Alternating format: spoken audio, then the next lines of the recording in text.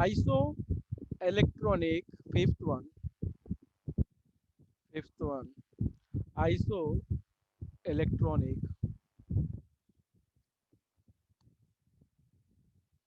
Species. Iso electronic का मतलब क्या होता है? जिसमें नंबर ऑफ इलेक्ट्रॉन्स क्या हो, इक्वल। जिसमें नंबर ऑफ इलेक्ट्रॉन्स क्या हो, इक्वल हो। नंबर ऑफ इलेक्ट्रॉन्स इक्वल होंगे तो इलेक्ट्रॉनिक कॉन्फ़िगरेशन एक जैसा होगा। तो सिमिलर क्या हो गया? तो सिमिलरिटी क्या हो गई? Number of electrons, number of electrons. और दूसरी बात क्या हो जाएगी similar? Electronic configuration, electronic configuration, electronic configuration. Electronic configuration अलग बात हो जाएगी, जो जो सेम हो जाएगी। तो isoelectronic species are those in which the number of electrons is equals and the electronic configuration is, what are the different, what is the different, what is different for them? Atomic number and mass number are different. What are different? Atomic number and mass number are different. Atomic number first, ये different वाला column है, difference वाला। Atomic number second, atomic number will be different and the mass number will be different for the isoelectronic species. Okay.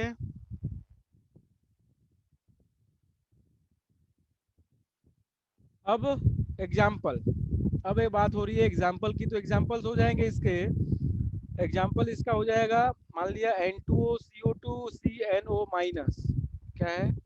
N2O CO2 and CNO minus, CNO minus charge. जरा देखो सभी में electron किसमें कितने कितने, just check. कैसे electron check करते हैं भाई? N2O में नंबर ऑफ इलेक्ट्रॉन कितने हो जाएंगे? N का क्या होता है 7, तो 2 N का क्या हो जाएगा 14, और ऑक्सीजन का कितना होता है 8, तो 14 प्लस 8 कितना हो जाएगा 22। यस और no? Yes, sir. Yes, sir. Number of electrons in N2O is 22. Number of electrons in N2O is 22. Same way for CO2, carbon के लिए कितना 6। कार्बन यहाँ पे एटॉमिक नंबर में भाई, इसमें इलेक्ट्रॉन्स में आप एटॉमिक नंबर लोगे, याद रखना आप। ये नहीं कि मास नंबर ले लिया कार्बन के लिए 12 और ऐड कर दिया तो गड़बड़ हो जाएगा भाई, ये ध्यान रखना आप। कई बार बच्चे इसको मास मत समझो, ये एटॉमिक मॉलिक्यूलर मास नहीं निकाल रहे हो आप, क्या निकाल रहे हो यहाँ पे? निकाल रहे हो आप आइसो इलेक्ट्रॉनिक में नंबर ऑफ इलेक्ट्रॉन्स। तो carbon 6, oxygen O2 for O2 16, again what 16 plus 6 is 22. Okay, okay. Yes, sir. For CNO, carbon 6, nitrogen 7 and oxygen 8, and minus charge is there, so for minus 1 positive 1, one electron will be added. For negative charge 1 electron is added. Means negative charge कब आता है? जब electron add होता है, yes or no? When Yes, sir. more electron are present then the required, then the negative charge comes. अगर आपको एक electron, एक नेगेटिव है मतलब एक इलेक्ट्रॉन ज्यादा है, दो नेगेटिव है तो दो इलेक्ट्रॉन ज्यादा है। तो 6 plus 7 plus 8 plus 1 is what? 22। बोलो भाई, ये तो तीनों क्या है? आइसो इलेक्ट्रॉनिक है इसमें से, यस और no? Yes, sir. Yes, sir. बताओ किसी का कोई डाउट आइसो इलेक्ट्रॉनिक में? अदर एग्जांपल हम दे रहे हैं, आप लोग खुद से करिए जरा। COCN minus N2, COCN minus and N2, just check it, COCN minus and N2। ऐसे क्वेश्चन कंपटीशन में आ जाते हैं, इन कॉम्पिटिटिव एग्जाम्स आपको पूछ लेता है which of the following elements आप in multiple choice, multiple choice में more than one option are correct, वैसे क्वेश्चन में पूछ लेता है। कई बार एक क्वेश्चन आप लोग को पता है ना, जेई में मोर देन वन ऑप्शन वाला भी आता है। डू यू नो, यस और नो? पता है ना आप लोगों को? Yes, sir. एक से ज्यादा ऑप्शंस भी सही होते हैं, ऐसे भी क्वेश्चन आते हैं। ओके, एक ऑप्शन वाला भी आता है, मोर देन वन भी आता है। तो उसमें आता है आपको कि which of the following species are isoelectronic, वैसे करके मोर देन वन करेक्ट होता है, आपको आ जाएगा। तो मैंने बोला अभी क्या आपको क्या करने के लिए, मैंने बोला था check for COCN minus and N2, COCN minus and CN minus तीनों में सेम है sir. and N2, COCN minus and N2, number of electrons are 14 for all these three. Okay, CO में कितना है? Carbon 6, again oxygen 8, 8 plus 6 14, Cn minus में carbon 6, nitrogen 7 and 1 minus is 6 plus 7 plus 1 और N2 it is 14. Okay okay आप लोग पहचान लेंगे ना, कैलकुलेट कर लेंगे ऐड करके इलेक्ट्रॉनिक स्पेसिस को. Yes, Yes, sir. sir. Yes, sir. Priyanka, Priyanka if you have doubt please ask. Doubt है Somnath, Priyanka, any doubt? No, sir. Next species isosters. Next is isosters. Sixth है isosters. Isoter. Isoters have the same number of atoms. What they have? Same number of atoms. क्या होते हैं? Number of atoms same होते हैं. ये same वाला column है तो इसमें लिख देते हैं number of atoms. Number of atoms. Second is the number of electron. Second is the number of electron. Number of संस्कार. क्या दिक्कत आ रही है आपको? संस्कार, what problem are you facing? Nothing, sir. बार बार आ रहे हो जा रहे हो, क्या दिक्कत है? नेटवर्क नहीं स्टेबल नहीं है. आपको समझ में आया था आइसो इलेक्ट्रॉनिक? यस और नो संस्कार? Have understood? Yes. चलो ठीक है. आइसोटर में क्या है? Number of atoms same, number of electron same, again the physical and chemical properties are same. The physical and chemical properties are similar. Okay. There is no any basic differences between them. There is no any basic differences between the isoters, but the examples are. यहाँ पे कोई points नहीं है for the difference. We have no points. Okay, this is vacant. But examples मैं बताऊंगा आपको. Examples is HCl and F2. HCl, hydrogen chloride and F2. दो atom है इसमें H और Cl, इसमें भी F2 के हैं. ठीक है, ठीक है. नंबर ऑफ इलेक्ट्रॉन देखो इसमें HCl में कितना है भाई? H में 1, Cl में कितना? 17, 1, 18. यस और नो? एंड F2 में क्या है? 18. यस और नो? Yes, sir. तो इस तरीके से आप देख सकते हैं. these are isoters. These are isoters. Isoters. Okay. Is it okay?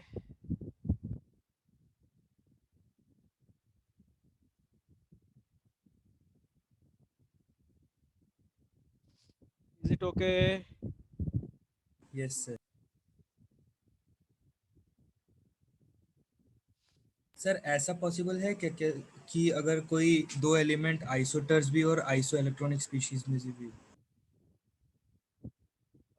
हाँ हो सकता है. Multiple option, multiple can be take, multiple can be possible. Multiple are possible here. Isoelectronic हो और आइसोटर्स भी हो, डेफिनेटली हो सकता है. ऐसा हो सकता है. Okay sir. अब कोई भी आप मतलब कोई भी दो पॉसिबल मल्टीपल आप कॉम्बिनेशन बना सकते हो. ऐसा नहीं है कि नहीं बना सकते, बना सकते हो. इफ द आप सेपरेटली याद रखो, कॉम्बिनेशन बनेगा तो आप बता दोगे. Next example for this is calcium oxide and magnesium sulfide, CaO and MgS. CaO and MgS. Again, CaO have 2 atoms and MgS have 2 atoms. Okay. In CaO, calcium 20, oxygen calcium atomic number is 20 and oxygen atomic number is 28. Okay. And Mg is 12 and oxygen is sulfur is 16. So 12 plus 16, 28. Okay. Same. Yes or no? कर लोगे? Yes, sir. ठीक है. Now we have to do the electromagnetic radiations. Now we have to do this is the completed. Okay, we have to start electromagnetic radiations. What is the electromagnetic radiation? Let's start. ये आप physics में भी पढ़ोगे, लेकिन chemistry में जितना काम है मैं उतना बता देता हूँ आप लोगों को. फिजिक्स में भी आपको पढ़ना होता है. So let us start electromagnetic radiation.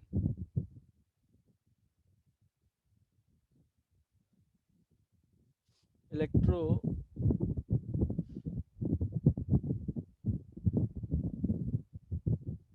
Magnetic. अच्छा एक काम करना, जब तक मैं इलेक्ट्रोमैग्नेटिक रेडिएशन पढ़ा रहा हूँ बेटा, आज तो खत्म नहीं हो पाएगा ये पूरा, आप एक काम करना, कल एक पूरे मॉडल्स पढ़ के आना इसके, ठीक है? एटम के जितने मॉडल्स हैं वो पढ़ के आना, ओके? कौन कौन से मॉडल है आपको पता ही है ना? थॉमसन का मॉडल है, Yes, उसके sir. बाद बोहर का मॉडल है, रदरफोर्ड का मॉडल है, ये सारे मॉडल पढ़ के आना आप एक बार। आपको बिल्कुल डाउट नहीं होना चाहिए, अगर डाउट है तो please confirm that you have doubt and ask in the tomorrow's class। आप कल की क्लास में पूछ लेंगे, आप खुद एक बार गो थ्रू करके आना, जो नई चीजें होंगी I will tell you the new things which we will study in the that theories, but basic चीज आप पढ़ के आना which is already studied in your previous classes, okay? Thomson plum pudding model है जो, वो पढ़ के आना आप। एंड उसके बाद बोहर का रदरफोर्ड का आया था अल्फा स्कैटरिंग एक्सपेरिमेंट, वो पढ़ के आना। उसके बाद बोहर का एटॉमिक मॉडल आया था, वो पढ़ के आना। ये तीनों मॉडल एटलीस्ट आप पढ़ के आना, okay? And there what were there the positive points or the benefits, and what were their negative points, what was the limitation of the Thomson atomic model जो बोहर ने रदरफोर्ड ने सही किया, ठीक है? रदरफोर्ड के क्या लिमिटेशंस थे जो बोहर ने सही किए, या बोहर के भी क्या लिमिटेशंस थे? This all points should be clear, okay? Is it okay to everyone? समझ में आया क्या बोल रहा हूं मैं? Yes, sir. Yes. Please complete these theories, at least these theories by yourself। तो मैं क्या करूंगा, केवल इंपॉर्टेंट चीजों को बताऊंगा, and then after will be completed the important this thing very quickly, this will be completed so that the modern physics जो है, जो बेसिकली हम लोग को ये जो 11th में जो नई चीजें पढ़नी है वो उसके ऊपर हम ज्यादा फोकस करेंगे, okay? So electromagnetic radiation is what is electromagnetic radiation? Light और दूसरे अदर फॉर्म टाइप के जो रेडिएंट एनर्जी होते हैं, लाइट और उसके अलावा जो रेडिएंट एनर्जी, वो क्या करते हैं? प्रोपगेट करते हैं। दे प्रोपगेट विदाउट एनी मीडियम। इनको प्रोपगेट करने के लिए, इनको एक जगह से दूसरी जगह जाने के लिए कोई मीडियम की जरूरत नहीं होती है। Have you ever heard radiation? Have you ever heard about radiation? Radiation, Yes, conduction, sir. Convection and radiation, तीन फिनोमिना होते हैं। पढ़ा है, सुना है कि नहीं सुना है? Conduction, Yes, sir. Convection and radiation, yes और नो? ओके, तो ये जो दोनों फिनोमिना है, इनके लिए मीडियम की जरूरत पड़ती है। They require, they for the propagation they require medium. Medium means what? कि एक संसाधन, एक जरूरत पड़ती है इसको एक जगह से दूसरे जगह तक जाने के लिए, इसको मीडियम की जरूरत पड़ती है। फॉर एग्जांपल हीट है, हीट है, एक रॉड है, इस रॉड को हमने एक किनारे पे गर्म किया, यहाँ पे हीट किया, ठीक है? तो यहाँ तक प्रोपगेट करने के लिए इसको इस मीडियम का जरूरत पड़ा। एक मॉलिक्यूल्स जो है इसके, वो मॉलिक्यूल्स क्या करते हैं? एक दूसरे को ट्रांसफर कर देते हैं हीट को, तो ये इस कोने तक गर्म हो जाता है। This is what the conduction means, okay? बात समझते हो आप लोग? कंडक्शन का मतलब समझ रहे हो? कंडक्शन का मतलब मीडियम की जरूरत है। Without medium conduction can not take place. Is it okay? Yes, sir. Okay. Yes. Convection, convection आपके फ्रीज में होता है। बारिश, जो बारिश होता है, या जो फ्रीज में कूलिंग होती है, that is due to the convection current. जो फ्रीज के अंदर पूरे कन्वेक्शन करंट फ्लो होते हैं, रेफ्रिजरेटर के अंदर कन्वेक्शन करंट फ्लो होती है, that is also require medium. But the radiation is the phenomena for in which for the propagation there is no requirement of any medium. Medium is not required for the propagation from one place to other place. There is no any requirement of medium, that is known as radiation, okay? Radiation, for example sunlight, सन से लेके अर्थ तक आने के लिए उसको कोई medium की जरूरत नहीं पड़ती, that do not require any medium, okay?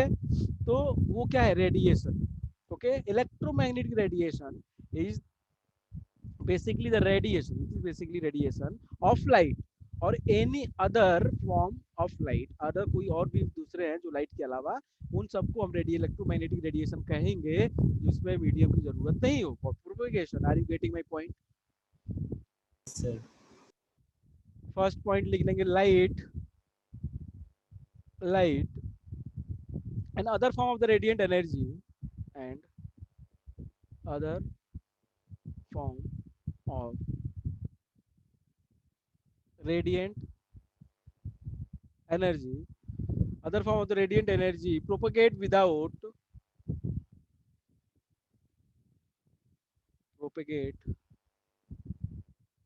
Propagate मतलब एक जगह से दूसरी जगह जाना, प्रोपेगेट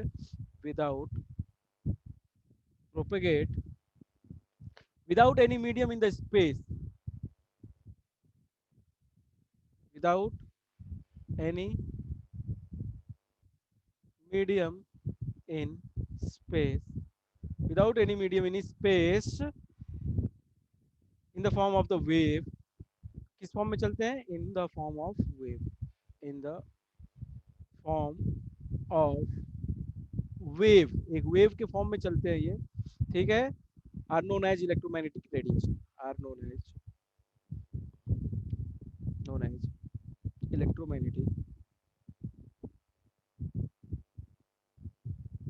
radiation. So basically आपसे पूछ सकता है डेफिनेशन कि what do you mean by electromagnetic radiation? So the light and other forms of the radiant energy propagate without, sorry without दो बार हो गया, without any medium in space in the form of wave. They flow in the form of, they propagate in the form of wave. Okay, without any help of medium is known as magnetic radiation. Sound भी एक wave है, आपने पढ़ा है, sound पढ़ा है कि नहीं पढ़ा है? साउंड पढ़ा है ना आपने? Yes, sir. Yes, sir. Sound अपने अपने पहले क्लासेस में पढ़ा होगा, 9th 10th में साउंड पढ़ा है आपने, ठीक है। साउंड भी एक वेव है, ठीक है, लेकिन इलेक्ट्रोमैग्नेटिक नहीं है, उसके लिए मीडियम की जरूरत पड़ती है, यस और नो? उसके लिए एक मीडियम की जरूरत पड़ती है फॉर द साउंड, यस और नो? Yes, sir. वैक्यूम में साउंड फ्लो होता है क्या? इसका साफ साफ एग्जांपल आप इसको समझ सकते हैं कैसे। वैक्यूम में अगर साउंड जो है अगर सुनाई दे एक जगह से दूसरी जगह अगर फ्लो कर पाए, प्रोपेगेट हो पाए, तो इसका मतलब वो विदाउट मीडियम चल सकता है। तो हो सकता है क्या वैक्यूम में sound? No, sir. It requires medium. अब मीडियम की बेसिस पे उसका स्पीड भी चेंज होता है, सॉलिड में है तो बहुत तेज, लिक्विड में है थोड़ा कम, गैस में बहुत कम, यस और नो? यस और no? You have studied this कि सॉलिड में साउंड जो होता है उसकी स्पीड ज्यादा होती है, यस और नो? Yes, sir. लिक्विड में थोड़ी कम हो जाती है, गैस में सबसे कम हो जाती है, क्योंकि मॉलिक्यूल्स दूर दूर नजदीक प्रोपेगेशन होता है साउंड का by the help of molecules. Solid में मॉलिक्यूल्स नजदीक हैं तो जल्दी से भेज दिए, जल्दी से ट्रांसफर करती है, तो वो पहुंच जाता है जल्दी। लेकिन लिक्विड में दूर है तो यहाँ तक करने में वाइब्रेशन होता है, तो उसको पहुंचाने में टाइम लगता है, गैस में और दूर है, इसलिए क्या होता है, स्पीड कम होता है। Is it okay? ओके बोलो भाई। Yes, सार्थक, sir. Somnath, is it okay? Somnath okay?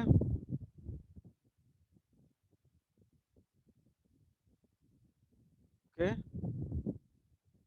Somnath, क्या हुआ भाई, ओके नहीं है?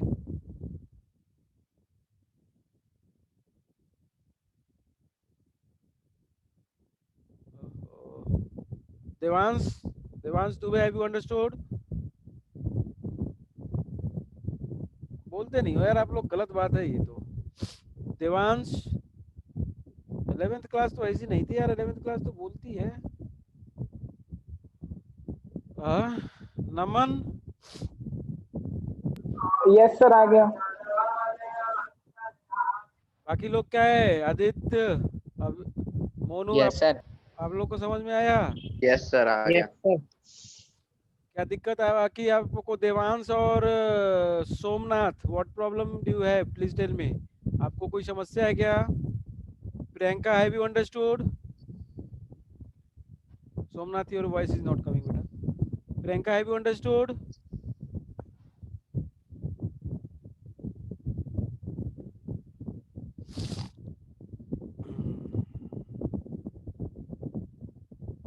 आगे बढ़े।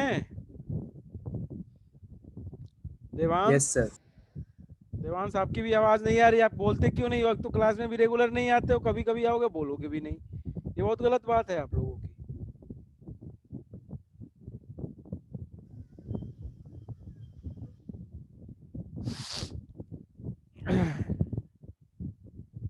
चलो ठीक है, हम आगे बढ़ते हैं। ओके, क्या आगे है ये तो समझ गए हम लोग। अब ये वेव जो है, they can be produced by the charged body. These waves, ये जो वेव्स है electromagnetic waves, these waves can be produced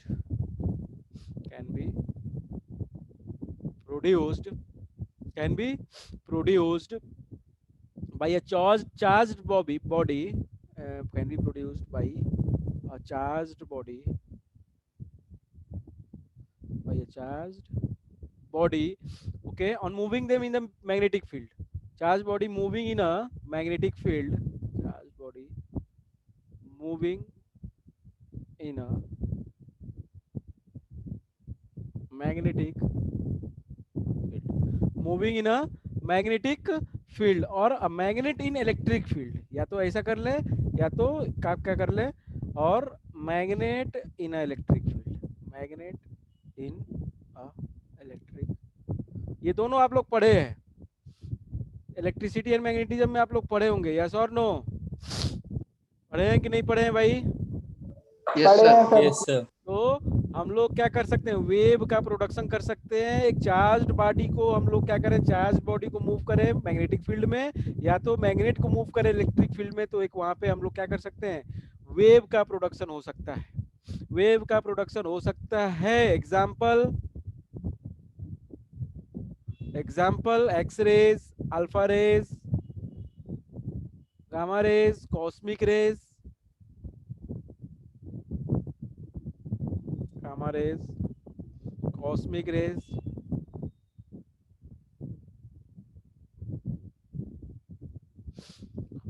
ordinary light raise,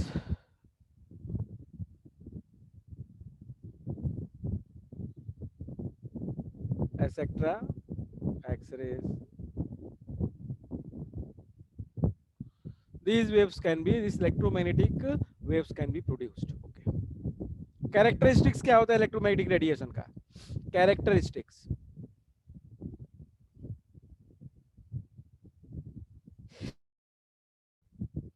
Characteristics of the electromagnetic radiation. First, all electromagnetic radiations travel in a with the velocity of light. और जितनी भी electromagnetic radiation है बेटा, alpha हो, gamma हो, या beat आपका x ray हो, या अल्ट्रावायलेट हो, इंफ्रारेड हो, या रेडियो वेव हो, या माइक्रोवेव हो, सभी जो होती है स्पीड ऑफ लाइट से ही ट्रेवल करती है। Okay, all electromagnetic radiation, all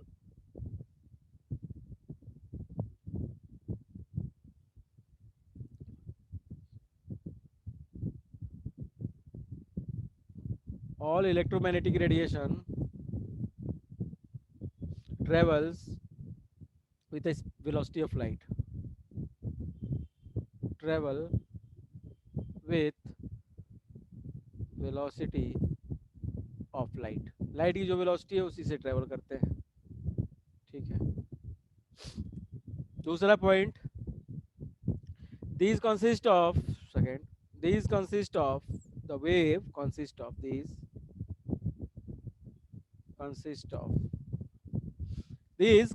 of electric and magnetic field components. Consist of electric and magnetic field components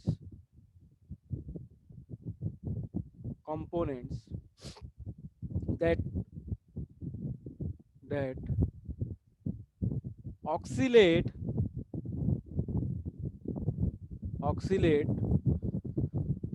perpendicular to each other. क्या होते हैं? They oscillate in the direction perpendicular to each other. Oscillate in direction perpendicular. ये समझ में आता है आपको? कोई दिक्कत है? ये perpendicular में लिखना पड़ेगा पूरा। Do you understood this perpendicular sign symbol? Yes. Oscillate in perpendicular in direction perpendicular to each other. Perpendicular to each other. एक दूसरे के परपेंडिकुलर क्या करते हैं? ऑक्सीलेट करते रहते हैं। मैग्नेटिक और इलेक्ट्रिक फील्ड आपने पढ़ा भी है, ये एक दूसरे के परपेंडिकुलर ऑक्सीलेट करते रहते हैं। मैग्नेटिक फील्ड और इलेक्ट्रिक फील्ड एक दूसरे के परपेंडिकुलर डायरेक्शन में ऑक्सीलेट करते रहते हैं। Okay, in which perpendicular to each other and perpendicular direction and also perpendicular to direction and perpendicular to the direction of flow, direction in which the wave is traveling, direction in which the wave is travelling. ये characteristics का point समझ में आया आपको कि नहीं आया? Second point जल्दी बताओ, बोलो भाई, सेकंड पॉइंट समझ में आया सबको? नहीं आया? जल्दी बताओ। सर आ गया। यस सर आ गया। तीन कंपोनेंट, तीन चीजें हैं भाई। एक वो डायरेक्शन जिसमें क्या कर रहा है, वेव चल रही है, जो इलेक्ट्रोमैग्नेटिक वेव है वो प्रोपेगेट कर रही है। दूसरा चीज है इलेक्ट्रिक फील्ड, तीसरी चीज है मैग्नेटिक फील्ड। ये तीनों एक दूसरे के परपेंडिकुलर है, ये तीनों एक दूसरे के क्या है, परपेंडिकुलर है। ओके ओके, चलो थर्ड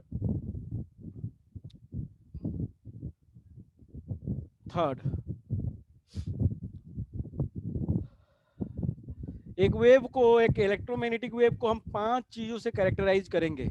अ वेव पांच टर्म्स से, 5 टर्म्स से कैरेक्टराइज कर देंगे, 5 टर्म्स से। A wave is characterized by 5 terms. कौन कौन से? ए, पहले तो हम एक वेव बना लें, पहले तो हम क्या करें, एक वेव को बना लें। पहले तो एक वेव को हम लोग बना लिया जाए।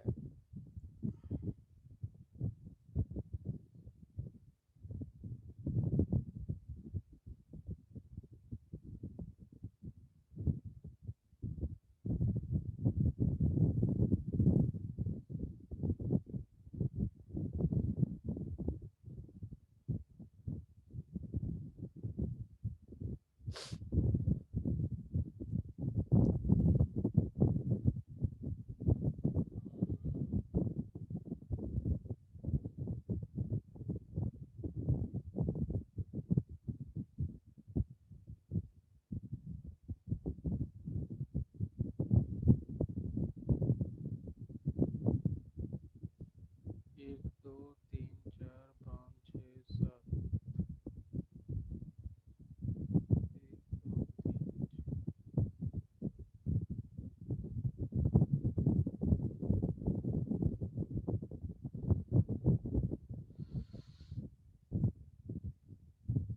ठीक है।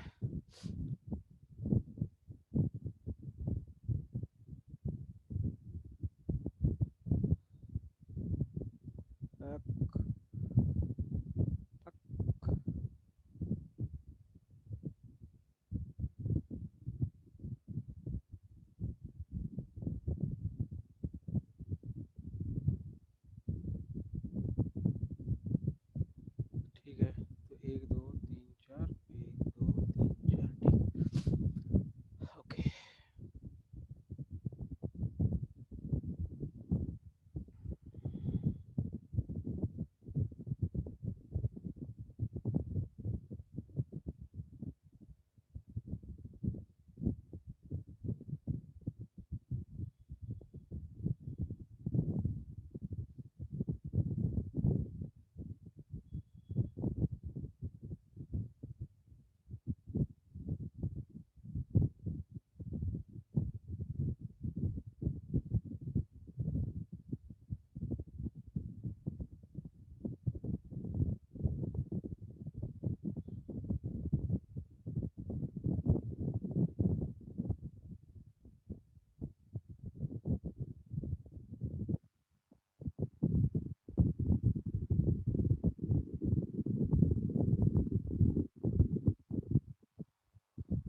ठीक है, चलो आपको बना लोगे आप लोग, ये आप समझ रहे होगे क्या है। ठीक, एक ही वेव है, दिस इज अ वेव। ठीक, दिस इज अ वेव। ठीक है, ये एक सोर्स है, जिस सोर्स से वो जनरेट हो रही है, हो सकता है वाइब्रेटिंग सोर्स हो, इस सोर्स से जनरेट हो रही है। This is the generating source, इस वेव का जनरेशन यहाँ से हो रहा है, जनरेटिंग सोर्स। ठीक, ठीक है। अब पहली चीज जो इसको हम लोग कैरेक्टराइज करने के लिए समझते हैं, first term is wave length. कुछ चीजें हैं इनमें से जो मैं बता दूं आपको, पहले तो कुछ चीजें मैं पहले बता दूं। जो हाईएस्ट पीक होता है पॉजिटिव डायरेक्शन में, ये एक्स एक्सिस है, ये वाई एक्सिस है। Positive X axis, positive Y axis में जो हाईएस्ट पीक है, ये जो हाईएस्ट पीक है, ये इसके हाईएस्ट पीक को हम लोग, पीक को क्या कहते हैं? क्रेस्ट। पढ़ा है क्या आपने? Yes sir. और ये इसमें तो साउंड वाले चैप्टर में हाँ तो द पढ़ा क्रेस्ट होगा। और trough. Trough, very good. This is trough, this is trough. Sound is also basically a wave ना, trough. Okay, crest and trough. Okay, very good. किसी दो कॉन्जिक्यूटिव किसी दो क्रेस्ट या दो कॉन्जिक्यूटिव ट्रफ के बीच में जो डिस्टेंस होता है उसको क्या कहते हैं?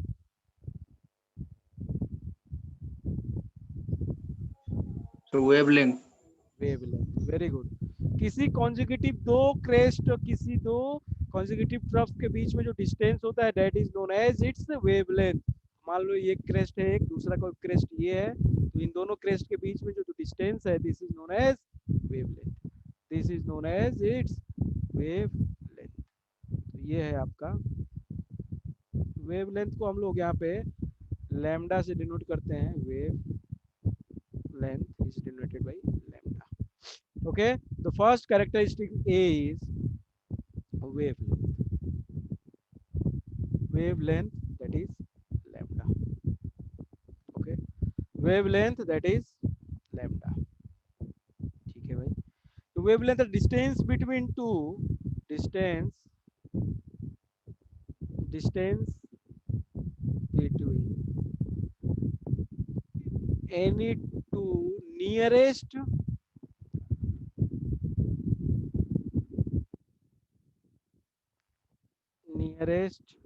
या consecutive crest और nearest trough। Distance between any two nearest crest, मतलब consecutive भी हो जाएंगे, और nearest trough is known as wavelength, is known as, is called wavelength, is called wavelength, is called wavelength। Okay, ठीक है। Now donated by lambda, इसका unit जो होगा वो हम लोग एंगस्ट्रॉम या सेंटीमीटर भी देखेंगे। सो लैम्डा डिनोशन लिखा ही है, और यूनिट इज सेंटीमीटर हो सकता है, एंगस्ट्रॉम हो सकता है, और नैनोमीटर भी हम देखेंगे, नैनोमीटर एक्सेट्रा। ठीक है। दूसरा टर्म, दूसरा characteristic, second B. B is the frequency, B is the what? frequency is denoted by nu. The frequency is denoted by nu.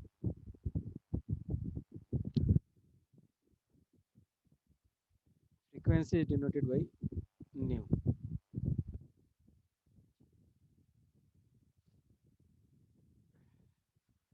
Denoted by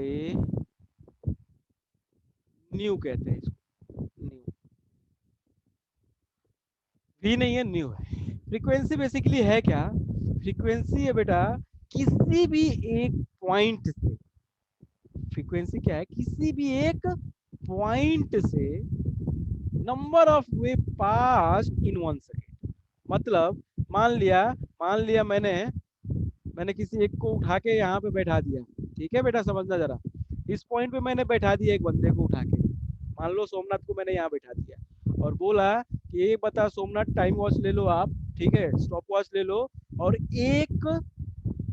एक मिनट में आप चेक करना, अरे सॉरी, 1 सेकेंड में आप चेक करना कि कितनी वेव्स पास की है, आपसे कितनी वेव पास की है।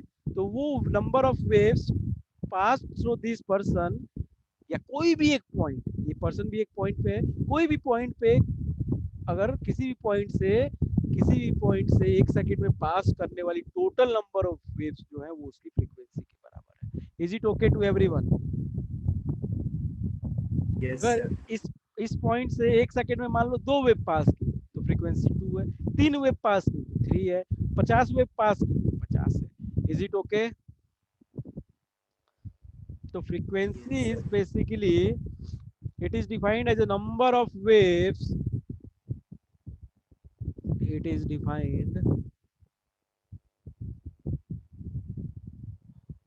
defined as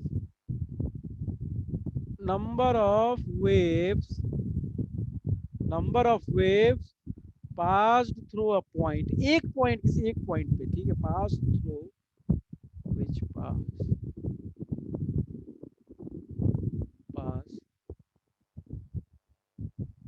through a point in 1 second, in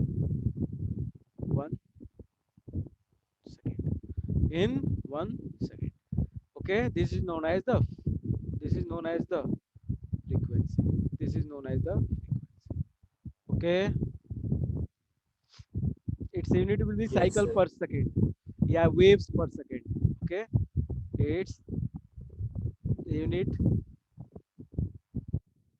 is number of cycles, तो यूनिट तो हर्ट्ज होता है ना सर? होता है, वो भी होता है, cycles per second और waves per second, cycles per second, waves per second. Okay, CPS कहते हैं, साइकिल्स पर सेकंड को CPS कहते हैं, इसको शॉर्ट फॉर्म भी कभी कभी आप लोगों को दे देता है, CPS साइकिल्स पर सेकंड, WPS कहते हैं, वेव्स पर सेकंड, और हर्ट्ज भी देते हैं, hertz, okay, which is HZ, hertz. तो frequency is basically what, frequency is the number of times, जैसे आप क्लास में रोज आते हैं, मान लीजिए मैं एक एग्जांपल और दे रहा हूँ जिससे आप फ्रीक्वेंसी को और अच्छे से समझें. तो आप क्लास होती है आपकी केमिस्ट्री की, आप रोज आते हैं, तो आपकी फ्रीक्वेंसी अच्छी है. अगर आप रोज नहीं आएंगे तो your frequency is not good. Are you getting? किसी एक पॉइंट पे आप कितने नंबर ऑफ टाइम्स आते हैं एक सेकंड में, उसको फ्रीक्वेंसी कहते हैं. This is called the frequency. अच्छा ये बताओ जरा आप अपने कॉमन सेंस से कि अगर मैं वेवलेंथ को बड़ा कर दूं तो फ्रीक्वेंसी छोटा होगा कि बढ़ जाएगा? इस वेवलेंथ को मैं बढ़ा दूं, if I increase this wavelength, so what will happen to frequency? Can you tell me? Sir घट जाएगी.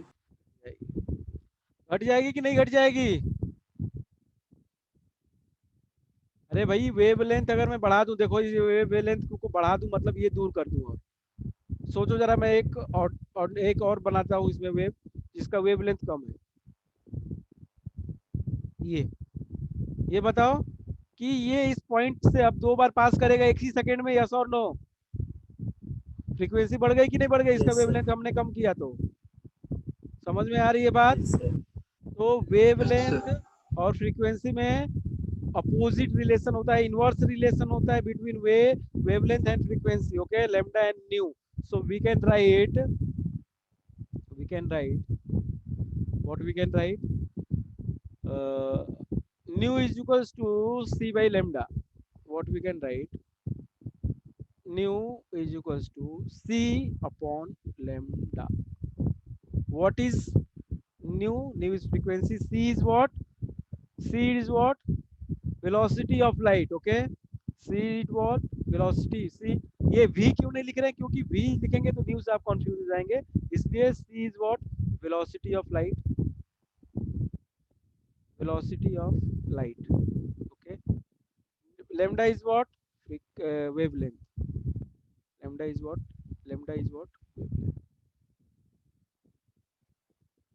वेवलेंथ क्या है बेटा? डिस्टेंस है ना.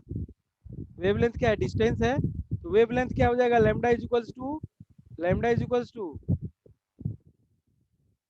Lambda distance is equal to speed.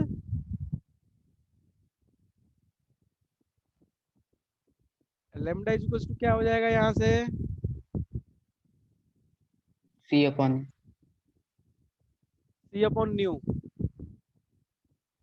लिख सकते हैं ना, या c इज इक्वल्स टू क्या लिख सकते हैं हम लोग? lambda and new into lambda. ये फॉर्मूला बहुत ही यूज आएगा, ये फॉर्मूला आपको बहुत यूज आएगा.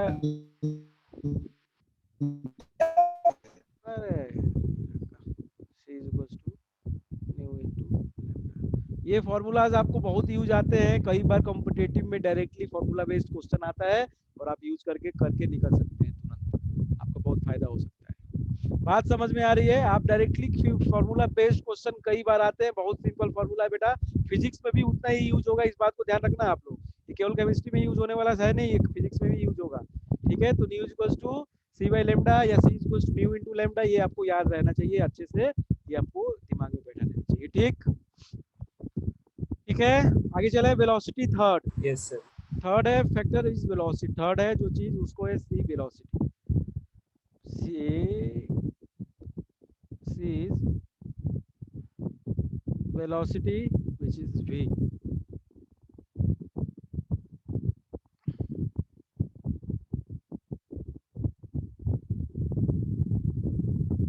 अब v क्या, c करो इसको, वेलोसिटी को c से डिनोट करते हैं। वेलोसिटी का मतलब हमने बता ही चुका है, हमने बता दिया है आपको कि जो जितने भी इलेक्ट्रोमैग्नेटिक रेडिएशन है सबकी वेलोसिटी लाइट ऑफ स्पीड के स्पीड लाइट की स्पीड के बराबर होती है, यस और no? Yes sir. Yes sir. बता ही दिया है हमने। तो इसका वेलोसिटी जो होगा c, that is equals to 3 into 10 power c is equals to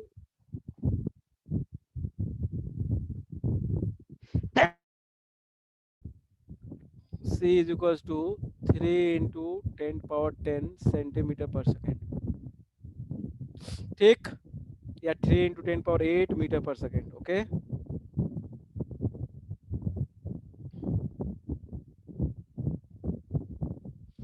अगला है वेव नंबर, फोर्थ है वेव नंबर डी,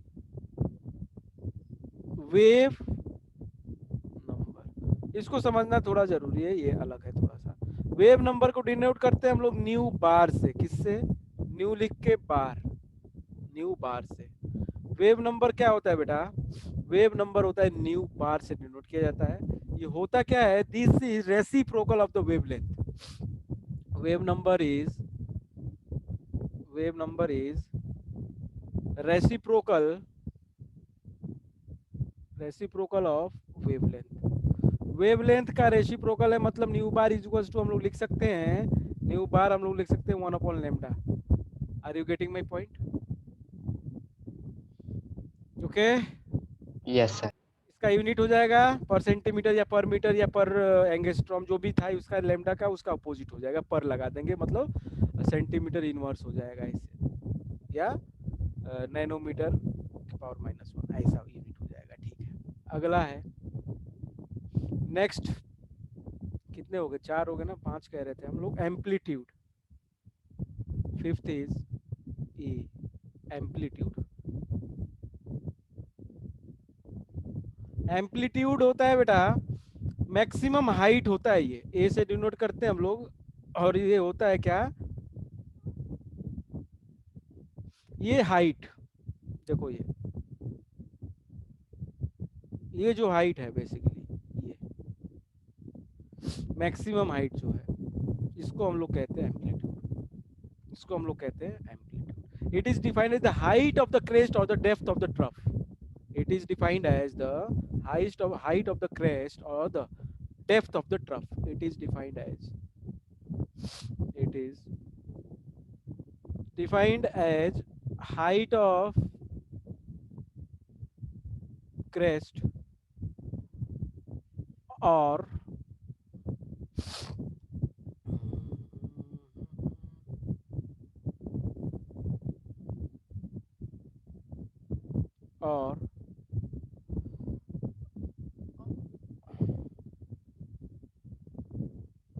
अरे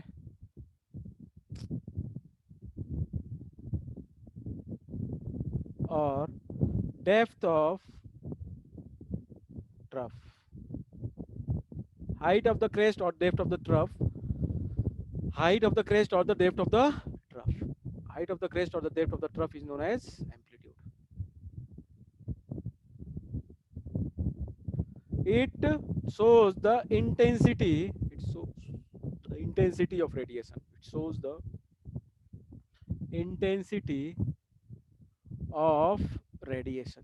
जो भी रेडिएशन हो रहा है उसकी इंटेंसिटी शो करता है, वो कितना इंटेंस है, उसका एम्पलीट्यूड उतना ज्यादा होगा अगर इसकी इंटेंसिटी ज्यादा होगी। ठीक है, ठीक है। अब क्या करते हैं हम लोग, अलग अलग वेव्स का जो वेवलेंथ और फ्रीक्वेंसी को हम लोग अरेंज करते हैं एक ऑर्डर में, क्या करते हैं हम लोग, we arrange the values of the wavelength and the frequency in a order, in a increasing or decreasing order.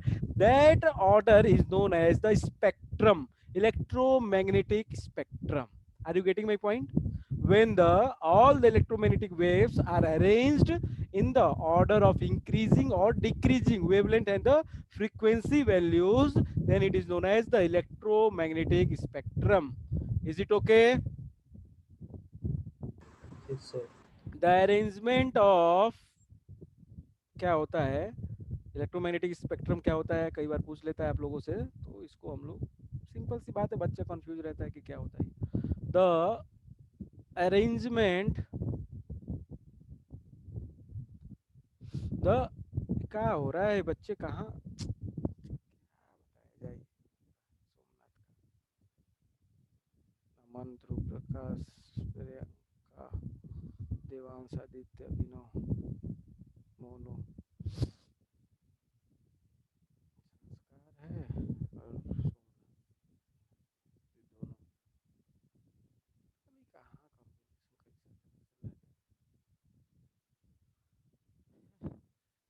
the arrangement of the various types of electromagnetic radiation, the arrangement of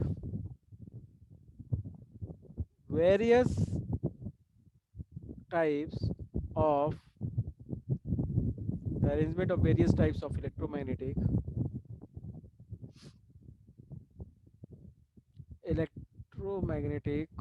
just wait, अरे एक minute, गड़बड़ हो गया होगा, share screen,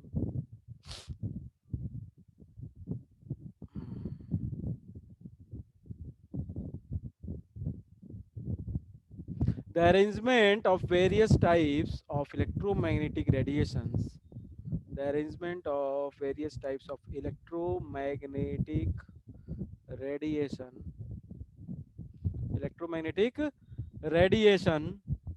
in the order of their increasing or decreasing, in the order of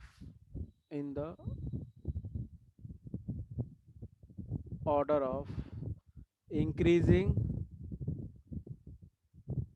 or decreasing,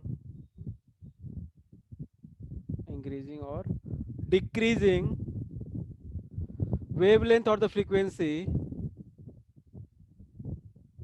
wavelength or frequencies is known as electromagnetic spectrum, is known as electromagnetic spectrum। ठीक है भाई, ये अच्छी बात है। इलेक्ट्रोमैग्नेटिक स्पेक्ट्रम में क्या होता है, जितनी भी इलेक्ट्रोमैग्नेटिक वेव्स हैं उनको हम इंक्रीजिंग या डिक्रीजिंग ऑर्डर में लगा दिए हैं, किसको, वेवलेंथ के या फ्रीक्वेंसी के। तो इसी तरीके से जो हमारे पास हैं उनको हम अरेंज कर देते हैं, we will arrange according to their decreasing and increasing order of wavelength and the frequency, so that will be what, spectrum. Okay, Yes, sir. तो let us arrange them, हो जाएगा खत्म अभी बस। Let us arrange them. First of all, the name of the electromagnetic radiation, या name है उसका, उसके बाद उसके वेवलेंथ का ऑर्डर है,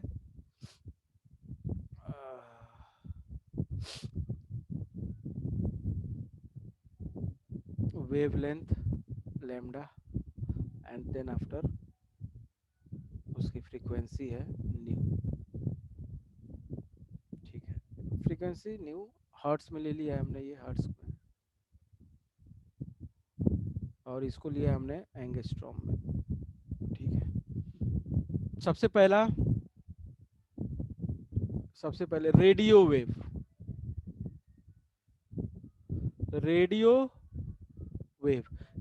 की वेवलेंथ बहुत ज्यादा होता है, रेडियो वेव का वेवलेंथ बहुत ही ज्यादा होता है। किस ऑर्डर का होता है, 3 × 10⁻14,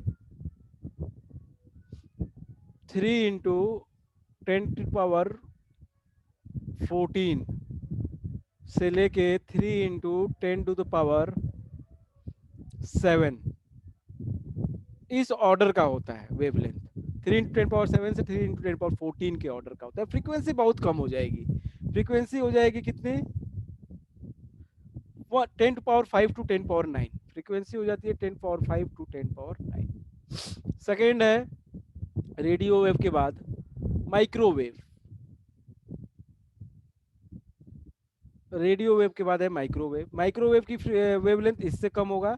कितना होगा? 3 इंटू 10 पावर 7 से लेके 3 इंटू 10 पावर 7 से लेके 6 इंटू 10 पावर 6 इंटू 10 की पावर 6 यहाँ पे क्या होगा?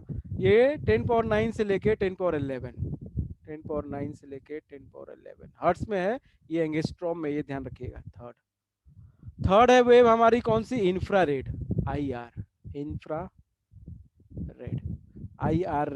IR वेव्स कहते हैं इंफ्रारेड। आपके मोबाइल वगैरह में दिया जाता है आजकल इंफ्रारेड। IR जो होती हैं, ये होती है इसका वेवलेंथ 6 इंटू 10 पावर 6 से 7600 6 इंटू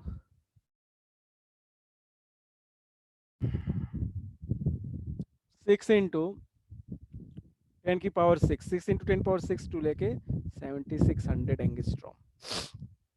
ठीक है, इसका होता है वे frequency 5 into 10 to the power 11 to 3.95 into 10 power 16। ठीक है, इसके बाद होता है फोर्थ पे विजिबल रेज। विजिबल का वेवलेंथ होता है आपका 7600 टू 3800। 70 ये इंपॉर्टेंट है, आपको डेटा इंपॉर्टेंट है विजिबल वाला। 7600 to 3800 angstrom, this is visible and its frequency is 3.95 into 10 power 16 3.95 into 10 power 16 to 7.9 into 10 power 14 7.9 into 10 power 14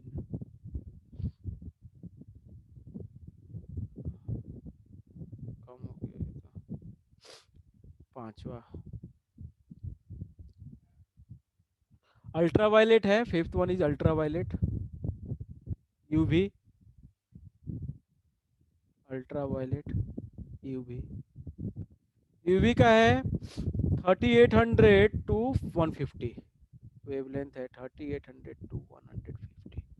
frequency है 7.9 into 10 power 14 to 2 into 10 power 16। Sixth है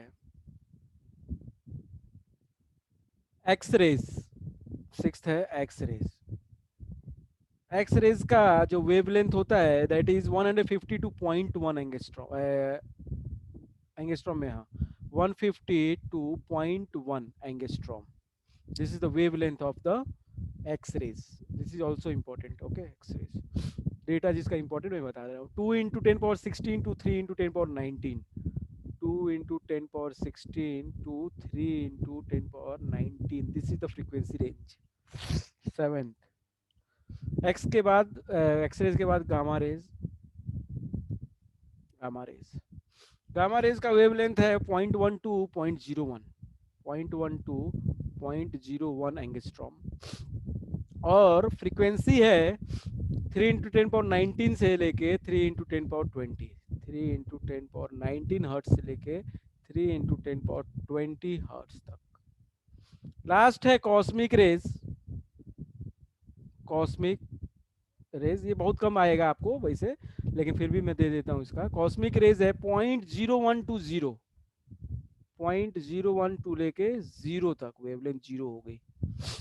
फ्रीक्वेंसी हो जाएगा इसका 3 इंटू 10 पावर 20 से लेके कितना हो जाएगा?